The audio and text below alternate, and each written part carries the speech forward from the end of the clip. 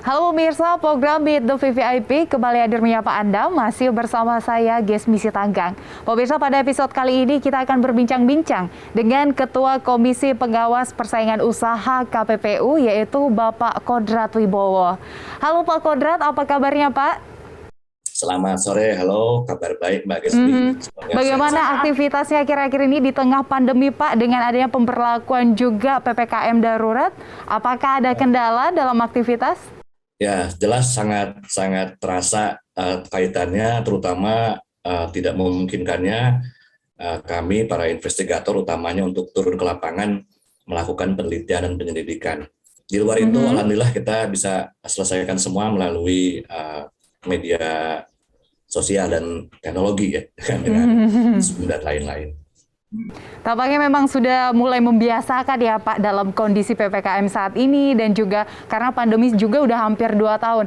Nah ini Pak Kodrat, kalau kita lihat sebagai saat ini sudah mengemban sebagai ketua di KPPU hampir 7 bulan. Tapi tadi kita sempat berbincang-bincang, sempat juga menjadi dosen.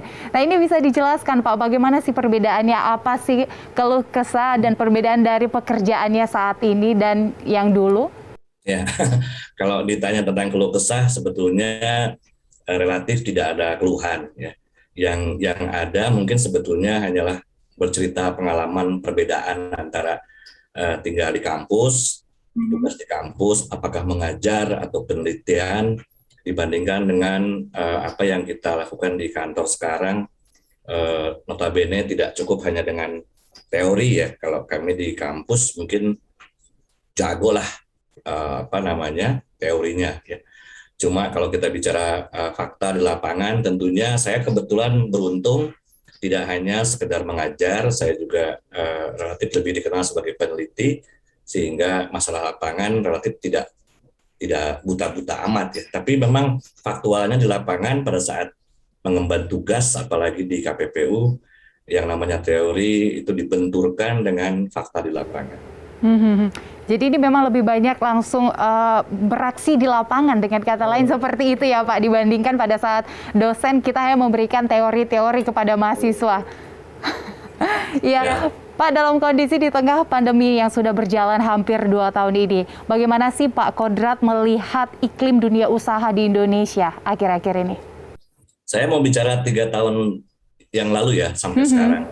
Artinya kalau kita bicara situasi persaingan usaha di Indonesia, tentunya saya akan berkaca pada situasi terkini, terutama yang situasinya ditambah dengan masalah adanya pandemi COVID.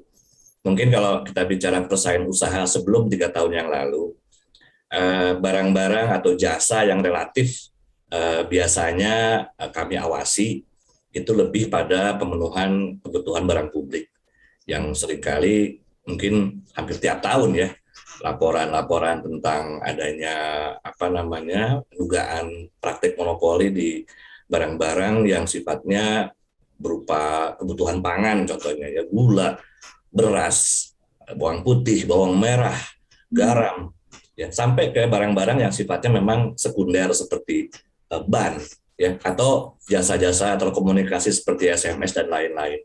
Namun situasi menjadi berbeda pada saat kita tahu sekarang ini rupanya situasi makin dipercepat oleh COVID untuk kita masuk ke ranah ekonomi yang digital, ekonomi yang berbasis e-commerce, ya sehingga barang dan jasa mungkin sama ya, tapi pola pemasarannya, pola produksinya dari pabrik atau dari produsen hingga ke konsumen menjadi bertambah rumit ya, bertambah kompleks karena di situ ada platform-platform yang punya ekosistem digital yang awalnya berperan sebagai share ekonomi ya, gratis gitu ya, hanya sharing rame-rame, tiba-tiba berubah menjadi suatu bisnis besar yang relatif cukup menyulitkan ya bagi KPPU, juga sebetulnya otoritas persaingan usaha di dunia manapun, karena keunikan ya, terutama kalau keunikan digital itu yang paling kami takutkan adalah kemungkinan adanya penyalahgunaan posisi dominan ya, karena kalau platform sudah besar dimodali oleh para pemodal besar dan dia menguasai hulu hilir, bahkan kadang-kadang sifatnya punya mitra yang jutaan gitu ya, sehingga mitra mereka bisa saja ya digunakan oleh si pelaku usaha digital ini untuk hal-hal yang tadi ya berpotensi melanggar larangan-larangan yang ada di Undang-Undang Nomor 5 tahun 99. Namun di sisi lain juga ya kita harus paham bahwa situasi ini tidak bisa ditahan. Ke depan ekonomi akan makin digitalize, ya. Konsumen sudah merasakan, produsen juga akhirnya beberapa harus dua hal ya, mengadaptif atau mengadapsi atau mengadopsi. Kalau nggak punya sumber daya cukup, mungkin dia hanya mengadapsi, ya.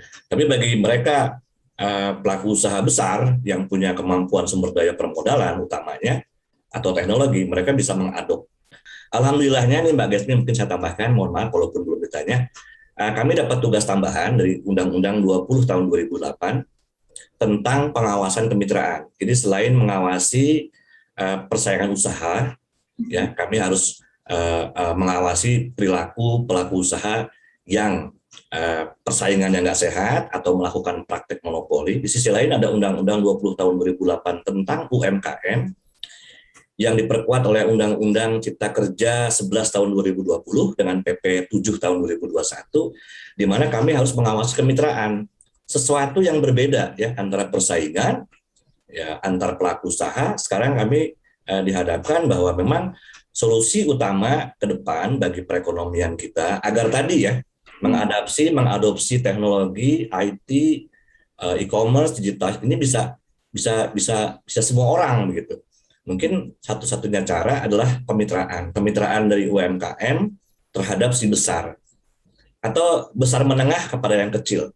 Karena yang besar menengah ini yang mampu mengadopsi, ya, bisa punya sistem, bisa punya algoritma.